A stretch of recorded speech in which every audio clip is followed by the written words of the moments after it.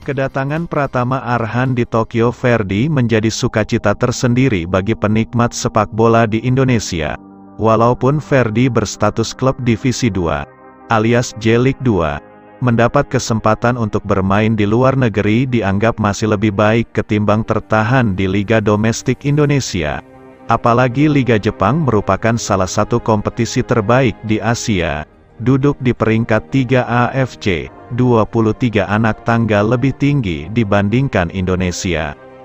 Posisi J-League sebagai salah satu liga terbaik Asia yang mampu secara konsisten mendistribusikan pemain-pemain mereka untuk tim nasional Jepang atau mengimpor pemain ke berbagai top Eropa bukanlah kebetulan.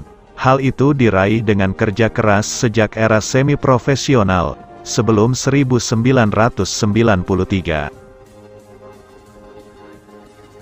Sepak bola sudah menjadi olahraga rutin di Jepang sebelum asosiasi sepak bola mereka berdiri pada tahun 1921. Turnamen antar SMA di sana bahkan sudah dilangsungkan sejak 1917. Walaupun olahraga sepak bola sendiri baru mulai masuk kurikulum sekolah pada tahun 1926 di SMP Shida, Shizuoka. Fondasi dasar di level sekolah pun kenyataannya tidak bisa membantu popularitas ataupun prestasi sepak bola Jepang. Bisbol selalu dilihat sebagai olahraga utama di sana. Bahkan saat timnas Jepang sudah berhasil meraih medali perunggu di Olimpiade Meksiko tahun 1968, mereka masih kesulitan di level internasional. Gagal menembus Piala Asia dan kalah dari Indonesia ataupun Malaysia di turnamen Merdeka. Meski demikian, 1968 juga menjadi titik awal sepak bola berhasil melakukan penetrasi ke masyarakat Jepang. Mitsubishi's Diamond Soccer mulai disiarkan di televisi Jepang. 2 tahun kemudian manga Akakichi no Eleven mendapat tempat di Shonen King dan diadaptasi jadi animasi oleh Tokyo TV. 52 episode Akakichi no Eleven disiarkan oleh 8 stasiun televisi berbeda, mengikuti kisah Shingo Tamai, tokoh utama yang dibuat Kajiwara dan Mitsuyoshi Sonoda setelah terkagum dengan kiprah SMA Urawa Minami mendominasi turnamen sekolahan pada tahun 1969.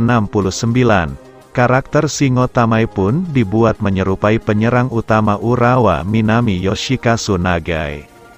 Nagai melanjutkan karirnya di dunia sepak bola selepas SMA, mengemas lebih dari 250 penampilan untuk Furukawa Electric, klub sepak bola naungan perusahaan elektronik asal Yokohama, di Japan Soccer League dan menjadi pemain terbaik Jepang pada tahun 1976.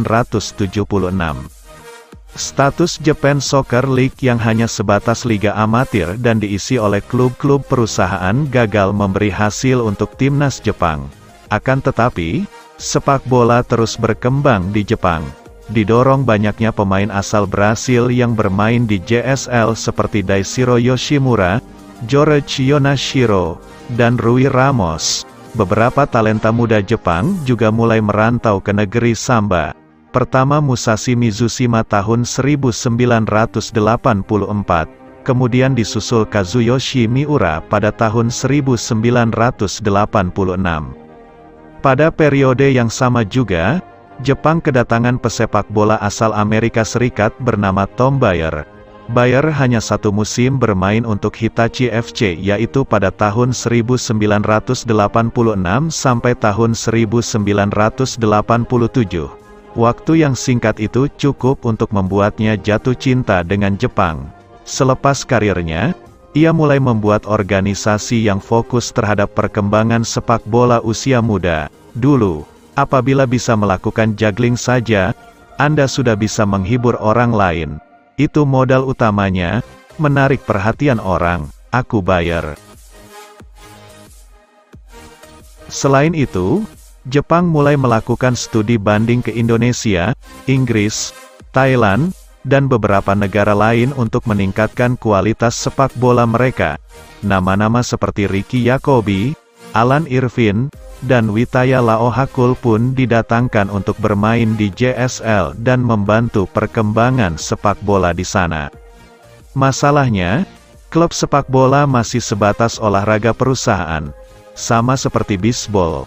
Tapi kala populer, Gary Lineker yang berkarir di Jepang selama 2 tahun, tahun 1992 sampai tahun 1994 pun tidak lepas dari budaya ini. Gary memiliki citra sebagai olahragawan yang lembut. Dia memiliki perpaduan yang sempurna di dalam ataupun luar. Kami ingin menggunakan sosoknya sebagai citra Toyota, ungkap eksekutif marketing Toyota Takayuki Miyashita saat ditanya tentang kehadiran Lineker ke Nagoya Grampus, klub milik Toyota. Padahal, Lineker datang di periode transisi antara JSL dan J-League. Gelar juara Piala Asia 1992 yang diraih dengan bantuan Kazuyoshi Miura yang sudah pulang dari Santos dan pemain naturalisasi Brasil, Rui Ramos, dianggap sebagai puncak era semi-profesional sepak bola Jepang. Asosiasi Sepak Bola Jepang, JFA, pun meresmikan J-League sebagai liga profesional dimulai pada tahun 1993. 1993 disebut penikmat sepak bola Jepang sebagai badai yang sempurna. Pada tahun tersebut, Tom Bayer juga mulai mengajarkan metode sepak bolanya ke seluruh Jepang. Entah itu lewat televisi, manga, ataupun program kerjasama dengan JFA. Fokus terhadap kemampuan teknis, Tom bisa disebut telah mengubah sepak bola akar rumput Jepang. Dia ada di mana-mana dan berhasil mengajarkan generasi muda Jepang untuk menjadi superior secara teknikal, jelas Chris Leng kepada Copa 90. Tapi satu konsep yang mengubah wajah sepak bola Jepang adalah dengan melarang klub peserta untuk menggunakan nama perusahaan sebagai identitas. Tidak ada lagi Furukawa Electric, identitas mereka diubah menjadi JEF United Chiba. Hitachi FC kini dikenal sebagai Kashiwa Reysol. Matsushita, klub yang dulu dibela Ricky Yakobi, jadi Gamba Osaka, dan lain-lain. Walaupun belum berhasil menarik minat warga Jepang secara konsisten, sepak bola mulai mengakar di setiap daerah. Tribun tak lagi diisi pegawai-pegawai perusahaan yang pulang kerja melainkan warga sekitar klub. Itu menjadi kunci kesuksesan J-League karena sekarang setiap klub punya supporter yang mendukung karena rasa bangga akan daerah mereka. Jelas dan Orlowitz dari Football 3B. Perlahan tapi pasti, sepak bola pun mulai berhasil menggeser popularitas bisbol berkat kebijakan ini. Pada periode awal J-League, setidaknya 15 tahun pertama kehadiran pemain asing masih menjadi kunci kesuksesan sebuah klub di liga. Entah itu Dragan Stojkovic yang bermain di Nagoya Grampus, Patrick Mboma, Gamba Osaka, Dunga, Jubilo Iwata, ataupun Washington di Tokyo Verdy. Setelah belajar tentang sepak bola berbagai negara, mengadopsi, dan mengembangkannya, perlahan tren tersebut mulai menurun. Klub-klub Jepang mulai jarang melirik pemain asing dan fokus kepada talenta-talenta yang mereka miliki. Bermain di luar negeri menjadi bonus tersendiri bagi para pemain. Namun, merantau pun bukan jadi jaminan untuk mendapatkan tempat di tim nasional Jepang. Buktinya, ketika Jepang menjuari Piala Asia 2011, mayoritas pemain mereka adalah produk J-League.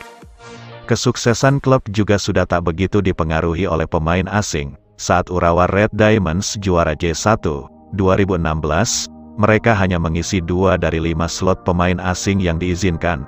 Pada musim sebelumnya, mereka hanya memiliki Zlatan Ljubijankić seorang untuk mengisi kuota pemain asing, dan berhasil menduduki peringkat 2 klasemen akhir. Justru waktu Cerezo Osaka berambisi menjadi klub terbaik di Jepang dengan mendatangkan Diego Forlan pada 2014, mereka justru terdegradasi di akhir musim. Sepak bola Jepang tidak lagi bergantung kepada bantuan negara lain. Mereka berhasil menjadi salah satu negara dan kompetisi yang disegani dengan mengandalkan kemampuan sendiri. Turnamen antar sekolah yang sudah ada sebelum JFA berdiri bahkan berhasil menarik 10 juta penonton. Kini, Mereka justru fokus untuk menjadi panutan sepak bola di Asia dan membuka ruang untuk talenta-talenta sebenua untuk ikut membuat J-League semakin kompetitif di dalam dan luar lapangan. Indonesia sebagai salah satu dari 7 negara yang dianggap sahabat oleh Jepang juga mendapat keuntungan karena lebih mudah mengimpor pemain ke negeri matahari terbit. Ada masanya mereka belajar dari sepak bola Indonesia. Ada masanya juga sepak bola Indonesia memiliki fase seperti Jepang dengan mendatangkan pemain-pemain yang bisa memberikan ilmu seperti Mario Kempes dan Roger Milla.